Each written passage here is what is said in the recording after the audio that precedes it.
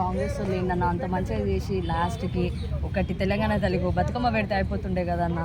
బతుకమ్మ ప్రజల సంస్కృతి యాక్చువల్లీ తెలంగాణ ప్రజలు ఎప్పుడు బతుకమ్మను ప్రతి సంవత్సరం చాలా ఘనంగా జరుపుకుంటారు. అది అంటే ఇప్పుడు కవితమ్మ అంటే చెప్పిన మాటలు పట్టుకొని నువ్వు చెప్తున్నావా? ఏమన్నా తెలంగాణ సంస్కృతిని బతుకమ్మ సంస్కృతిని మొత్తం ధ్వంసం చేసిందే కవిత. కవితలా అదేమన్నా నేను బతుకమ్మ పెట్టినా బతుకమ్మ మేము తీసుకొచ్చినాము ఆ పండుగలు మేమే చేస్తాం అంటే ఆమె ఆడకముందు బతుకమ్మ ఎవరు ఆడలేదా? అంటే మా సమాజానికి తెలంగాణ ప్రజలకు ఆడబిడ్డలందరికీ బతుకమ్మ తెలియదా? ఎందుకు తెలియదన్న? నిన్నగాక మొన్న వచ్చిన కవిత అతనే బతుకమ్మ గురించి తెలుసా మాకు? అసలు డీజే పాటలు తీసుకొచ్చింది ఎవరు? బతుకమ్మ సంస్కృతిని మంచిగా నీకు తెలుసు కదరా పాటలు ఎట్లా పాడుకునేది. బతుకమ్మ మరి అంత మంచి పాటలు సప్పట్లతో ఆడుకునే పాటల్ని డీజే పాటలు పెట్టింది ఎవరు? కవిత కదా.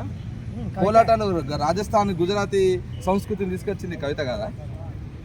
ఇంకా 4 రోజులు ఉంటే కవిత పాటలు తీరే మారిపోతుండే.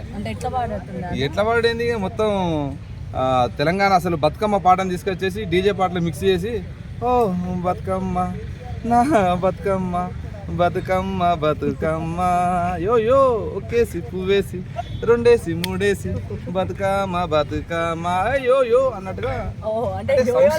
అంతే ఇక ఆమె తీసుకొచ్చిందే ఇట్లాంటి కల్చర్ కదా. కాబట్టి ఆ ధ్వంసమైనటువంటి తెలంగాణ సంస్కృతిని ఇలా పునర్నిర్మాణించేటువంటి పనిలో కాంగ్రెస్ ప్రజాప్రభుత్వం ఇలా అద్భుతంగా పనిచేస్తూ ఉంది. ప్రజల సంస్కృతిని కాపాడడం కోసం ఇలా ఉద్యమకాలను గౌరవించుకుంటున్నాం. తెలంగాణ తల్లిని ఇలా తల్లి విగ్రహాన్ని కూడా పెట్టేసినాం. ఇలా అమరవీరుల స్తూపం నిర్మాత అయినటువంటి ఎక్క యాదగిరిని కూడా సత్కరించుకున్నాం, గౌరవించుకున్నాం. ఈ రాష్ట్ర గీతాన్ని కూడా తీసుకొచ్చినాం.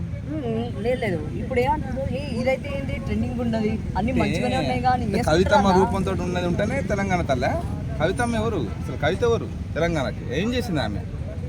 ఈ తెలంగాణ నేలపైన చాలా మంది చాక లైలమ్మలు, బెల్లి లలితక్కలు, చాలా మంది విరోచితంగా పోరాడినటువంటి మహిళలు ఉన్నారు.